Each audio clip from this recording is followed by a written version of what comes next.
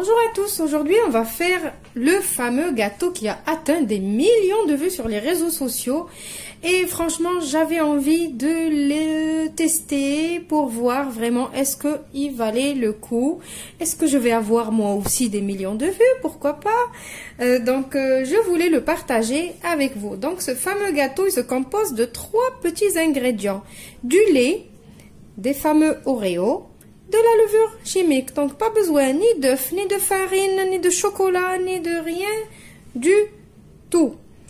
Donc je le teste aujourd'hui à la demande de ma fille. Aujourd'hui c'est son anniversaire et je vais tester ce petit gâteau. Ça c'est son gâteau spécial anniversaire, mais son gâteau vraiment le vrai avec quoi on va fêter l'anniversaire, je vous le publierai prochainement.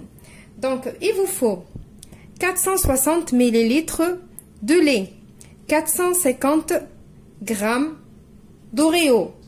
Donc, comment savoir 450 g d'Oreo? Donc, vous achetez les paquets et vous voyez combien il y a le grammage du paquet et vous prenez jusqu'à ce que vous aurez les 450 g.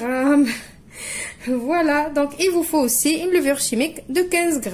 On passe maintenant à cette recette formidable. Alors, avant de commencer, vous préparez votre moule, vous mettez un petit fond de papier cuisson. Si vous en avez pas, c'est pas grave. Beurrez et farinez votre moule ou huilez-le. Ce que vous avez, ne vous cassez pas la tête. Mais par contre, ce gâteau, il va cuire à la vapeur pour garder le moelleux. Donc, mettez un moule qui va rentrer dans votre cuit vapeur. Donc après, on va prendre le bol de mon robot, de votre mixeur, blender, ce que vous avez. Vous allez mettre vos biscuits dedans, avec le lait,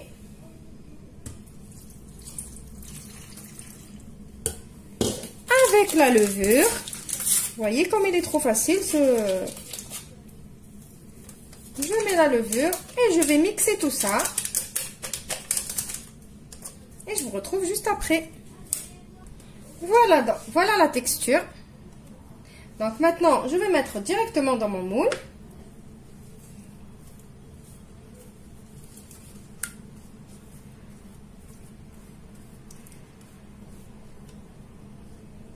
Voilà. Maintenant, je vais vous montrer comment on va faire pour le cuire. Voilà, donc pour la cuisson à la vapeur, moi, je n'ai pas de couscoussier traditionnel. Je vais prendre mon faitout. J'ai pris le petit, ce petit truc là qui cuit à la vapeur qu'on a tous dans une cocotte minute. Je vais le poser ici. J'ai pris de l'eau que j'ai fait bouillir.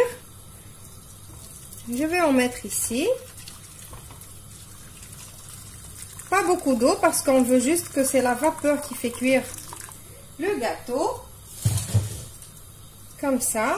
Et je vais venir poser mon moule. Comme ça. Voilà. Et je vais le couvrir.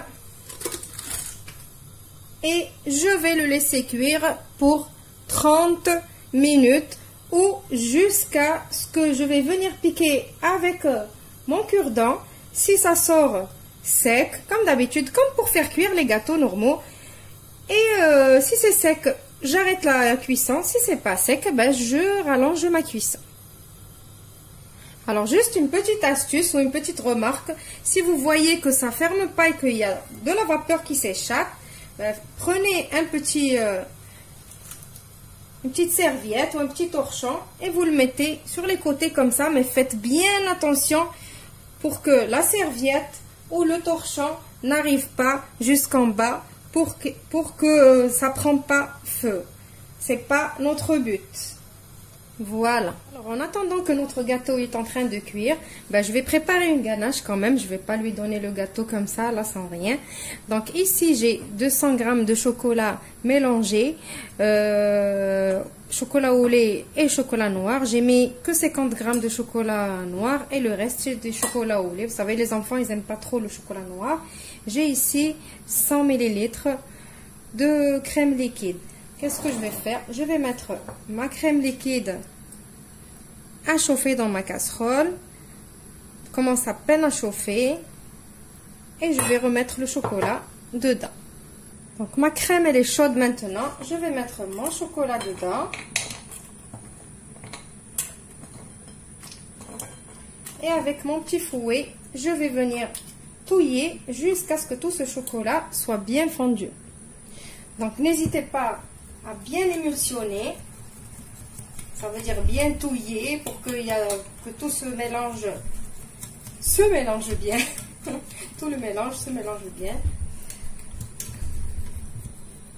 Donc je vais le laisser de côté et je vais aller voir mon gâteau où il en est. Donc on va découvrir ensemble. Voilà, vous voyez, le gâteau, il a bien gonflé. Donc là, je vais venir piquer. Voilà, donc là, il sort presque sec. Donc là, moi, je crois que je vais l'arrêter parce que je veux qu'il reste quand même un petit peu fondant, comme un fondant au chocolat. Si vous voulez qu'il soit plus cuit, vous le laissez plus longtemps. Donc là, maintenant, je vais le laisser refroidir. Après, je vais le démouler. Et je vais le glacer avec notre glaçage qu'on a préparé. Voilà, mon gâteau il a refroidi. Je l'ai retourné. Je vais enlever le papier cuisson. Là, je suis en train de réchauffer ma ganache. Comme on l'a fait tout à l'heure. Donc, elle a refroidi. Vous savez, une ganache, quand elle refroidit, eh ben, elle durcit. Il suffit juste de la repasser un petit peu au chaud à chauffer. Donc maintenant je vais venir mettre ma ganache.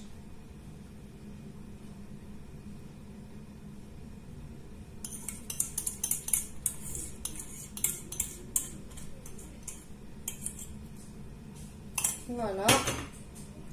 Et je vais venir étaler avec le dos de la cuillère. Il n'y a pas besoin d'ustensiles de pâtisserie pour faire des trucs simples comme ça. Hop. Voilà. Et après, je vais la remettre au frais pour qu'elle refroidisse. Et je vais la décorer un petit peu. Je vous retrouve juste après pour le résultat final. Voilà, mon gâteau, il est prêt.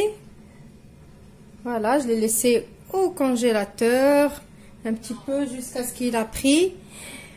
J'ai juste mis ces petits cigares enrobés de chocolat par-dessus. Et voilà, le tour est joué. Alors donc, vous allez m'en excuser parce que je ne vais pas pouvoir vous le couper maintenant. Je vais attendre que ma fille, bien évidemment, le voie et souffle ses bougies avec ses amis.